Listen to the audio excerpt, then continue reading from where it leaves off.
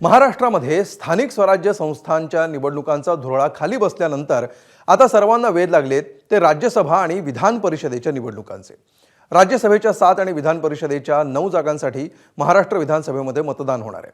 मात्र मवियाकडे आमदारांचं संख्याबळ कमी असल्यामुळे दोन्हीकडे केवळ एकच प्रतिनिधी मवियाचा निवडून जाऊ शकतो। या प्रक्रियेमध्ये मवियासमोर 2 आव्हानं उभी राहिली आहेत। पहिलं आव्हान म्हणजे 3 पक्षांनी मिळून 2 उमेदवारांच्या नावावर शिक्कामोर्तब करणं आणि दुसरं म्हणजे मतांची फूट थांबवणं। पाहूया याचा आढावा घेणारा हा खास रिपोर्ट।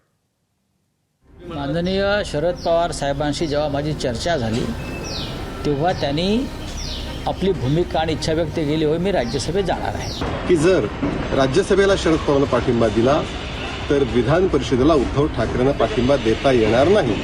दोनों अगर आंकड़ों के हिसाब से जाए और अगर आप रोटेशन के हिसाब से जाए तो ये हमारी सीट बनती है। तिन्ही पक्षांमध्ये एक चर्चेची आवश्यकता आहे, त्यामुळे ती चर्चा लवकरच होईल। जागा 2 आणि पक्ष 3, त्यामुळे एकावर नाइंसाफी होणार हे तर स्पष्ट आहे।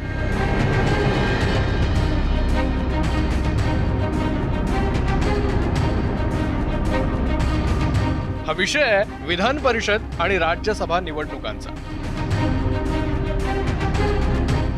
यंदा राज्यसभेच्या 7 जागांसाठी 16 मार्चला निवडणूक होणार आहे, तर विधान परिषदेच्या 9 जागांसाठी मे महिन्यात निवडणूक होणार आहे। महाविकास आघाडीने एकत्रितपणे ही निवडणूक लढवली तर त्यांचा एक उमेदवार राज्यसभेवर आणि एक उमेदवार विधान परिषदेवर निवडला जाऊ शकतो।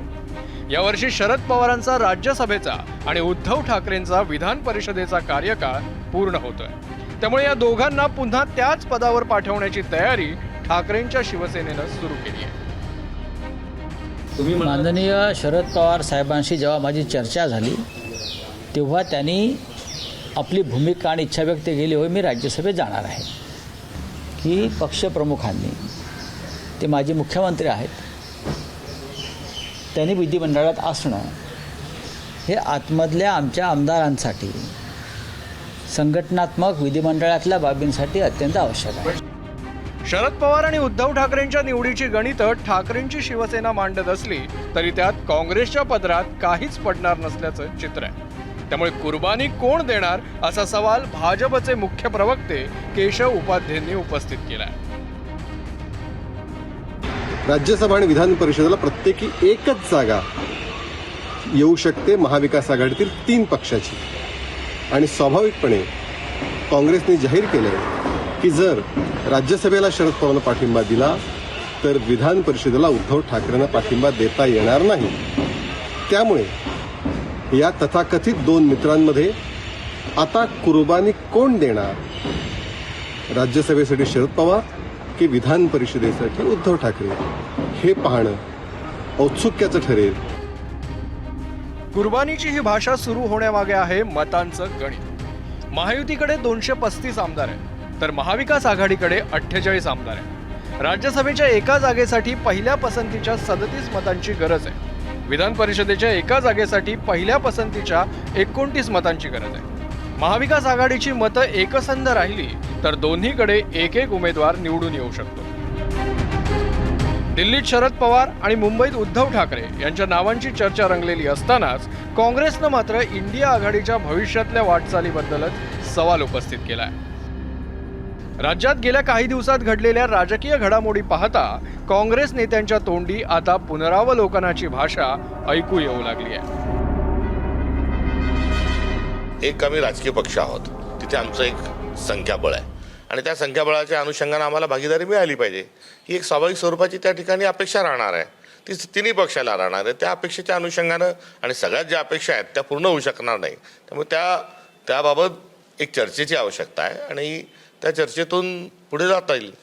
पहिली निवडणूक आहे, पुढच्या काही निवडणुका राहणार आहेत, त्यामुळे या सगळ्यांच्या संदर्भामध्ये सामंजस्याचाही विषय राहणार आहे, मेरिटचा पण विषय राहणार आहे, संख्याबळाचाही विषय राहणार आहे, दूरगामी भूमिका धोरण तोही विषय राहणार आहे। या सगळ्या विषयांची एकंदरीत गोळाबेरीज होईल। एकीकडे संजय राऊत शरद पवारांचं नाव राज्यसभेसाठी सुचवत असताना आदित्य ठाकरे मात्र दोन्ही जागांवर दावा करण्याच्या तयारीत आहे।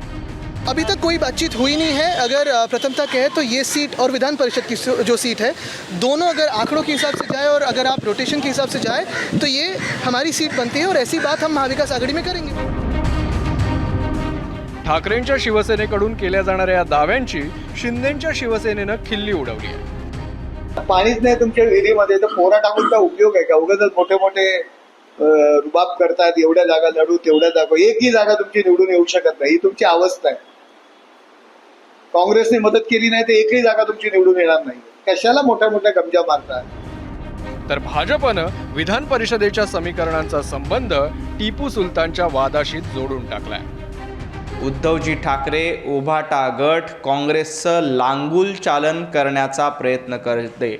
हर्षवर्धन सपकाळांच्या विरोधात उद्धव ठाकरे बोलले असते तर काँग्रेसनं उद्धवजी ठाकरे यांना विधान परिषदेत पाठिंबा दिला नसता।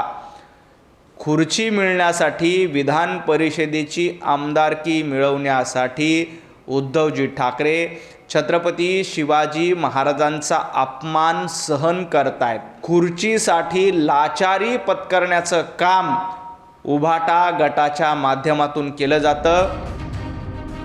राज्यसभा आणि विधान परिषदेवर जाणारे जय आणि वीरू कोण असणार यावर एकमत करण्याचं मोठं आव्हान महाविकास आघाडीच्या समोर असणार आहे। मात्र त्यापेक्षाही मोठं आव्हान आहे ते म्हणजे मतांचे घोडे लगाम तोडून क्रॉस वोटिंगच्या मार्गाला जाऊ न देण्याचं। अन्यथा जय आणि वीरू दोघांनाही सोडून विजयाची बसंती निसटून जाण्याची शक्यता जास्तच आहे। ब्युरो रिपोर्ट, एबीपी माझा। एबीपी माझा, उघडा डोळे बघा नीट।